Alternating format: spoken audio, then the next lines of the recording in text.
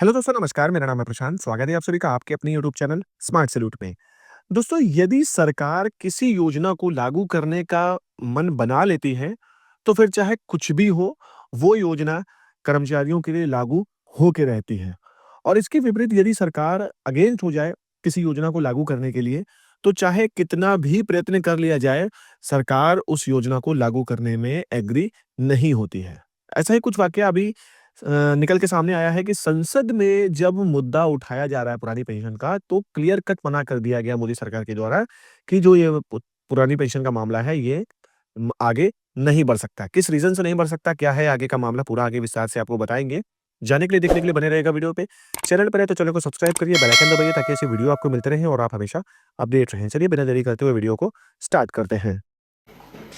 माननीय सभापति महोदय, पुरानी पेंशन को लेकर लगातार इस सदन में बातें रखी जा रही हैं और ये बहुत ही हास्यास्पद स्थिति है कि जो मेरा प्रश्न था, जवाब आ गया जी नहीं, प्रश्न नहीं उठता, जी नहीं, जी नहीं।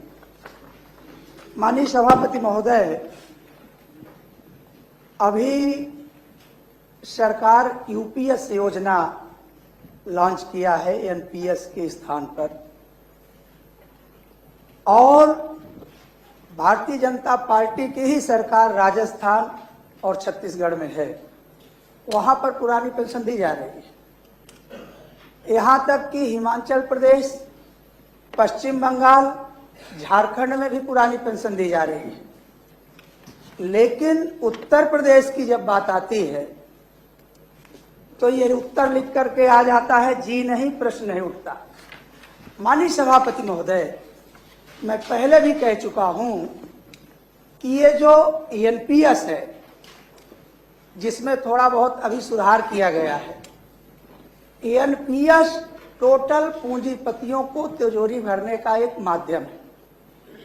और आज भी जो ये यूपीएस के सुधार की बात करते हैं, यदि हमारा कोई कर्मचारी 52 वर्ष में रिटायरमेंट ले लेता है तो उसे 8 साल इंतजार करना पड़ेगा पेंशन पाने के लिए। और जो सबसे बड़ी इसमें खामी है कि कर्मचारियों का 10% जबरदस्ती उगाही करके उसमें जमा किया जाता है।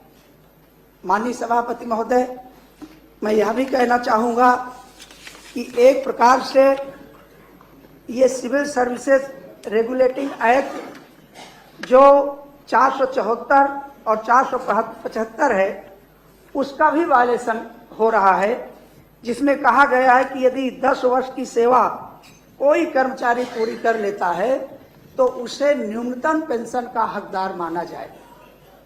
माननीय सभापति महोदय, जिस अंतराल में ये उत्तर दिया गया है कि जी नहीं, प्रश्न नहीं उठता, उसी अंतराल में यूपीएस में संशोधन भी किया गया है एनपीएस में। तो मैं सदन के माध्यम से सिर्फ इतना कहना चाहूँगा कि जब राजस्थान, छत्तीसगढ़, पश्चिम बंगाल, हिमाचल प्रदेश, झारखंड, इन प्रदेशों में पुरानी पेंशन दी जा रही है, तो उत्तर प्रदेश में पुरानी पेंशन क्यों नहीं दी जा रही है, इस पर विचार किया जाए। और समाजवादी पार्टी के राष्ट्रीय अध्यक्ष माननीय अखिलेश यादव जी ने कहा था कि अगर हम सत्ता में आते हैं तो सबसे पहले हम पुरानी पेंशन लागू करें। ठीक, डॉक्टर मान सिंह जी बैठिए। डॉक्टर मान सिंह जी, आपने सरकार से प्रश्न पूछा, सरकार ने अपना पक्ष रख दिया कि हमारे यहाँ ये स्थिति है, उन्होंने रख दिया, उत्तर पूरा आ गया है इसमें। तो दोस्तों वीडियो में जिन नेताजी को आप लोगों ने देखा, मैं इनके बारे में बता देता हूँ। ये डॉक्टर मान सिंह जी हैं, सपा पार्टी के एक नेता हैं और जिनके द्वारा ये मुद्दा उठाया गया। अब जो मुद्दा उठाया गया दोस्तों पुरानी पेंशन बहाली का, तो आप देख सकते हैं इस पर उत्तर भी उनको तुरंत मिल चुका था, जो कि उन्होंने इस जो वीडियो में बताया है कि जी नहीं करके जो बताया है, ये उत्तर भी क्लियर कट दे दिया गया है वर्तमान सरकार के द्वारा पुरानी पेंशन बहाली का। और स्पीकर महोदय ने भी स्पष्ट तौर पे इसमें देखिए बोल दिया है कि जो वर्तमान में सरकार है, वो उनके इस जो भी पॉइंट है पुरानी पेंशन बहाली का, वो इस पर एग्री नहीं करते हैं और उनकी ऐसी व्यवस्था नहीं है, तो वो नहीं लागू कर सकते इस चीज़ को।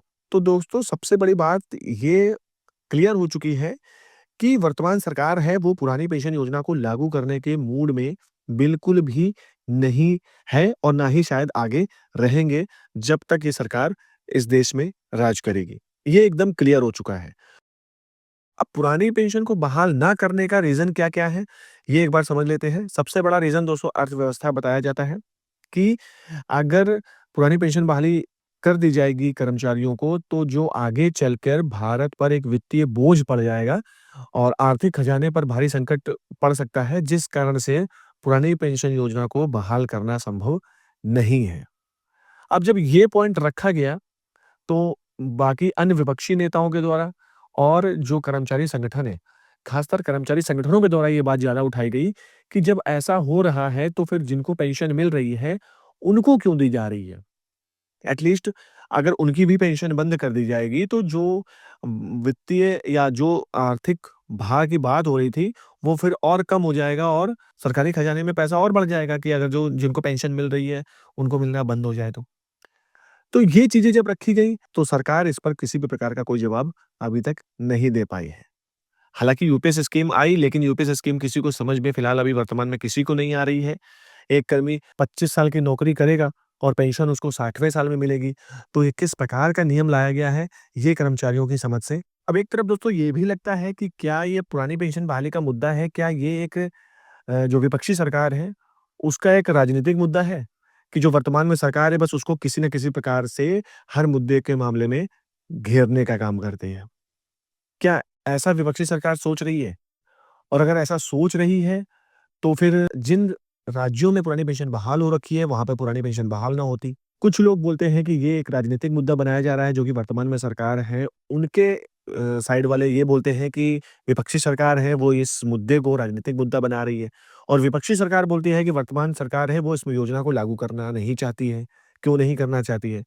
तो इसी डामाडोल में दोस्तों ये मुद्दा फँसा हुआ है और अलग दूसरी तरफ देखा जाए तो जो कर्मचारी संगठन है वो इन सब चीज़ों से परे होकर सिर्फ़ और सिर्फ़ अपने मुद्दे को बहाली कराने का पूरा ज़ोर लगा रहे हैं। नया साल स्टार्ट हो गया है और भी कई कार्यक्रम अभी होने बाकी हैं। जो-जो कार्यक्रम होंगे, जैसा भी होगा मेरे चैनल के माध्यम से आप तक पहुँचाने का पूरा प्रयास करूँगा। फिलहाल खबर यही थी, मेरे द्वारा दी गई जानकारी अच्छी लगी है तो प्लीज़ वीडियो को लाइक करिए, शेयर कीजिए, कमेंट करिए। मिलते हैं अगली वीडियो में, तब तक के लिए जय हिंद, जय भारत।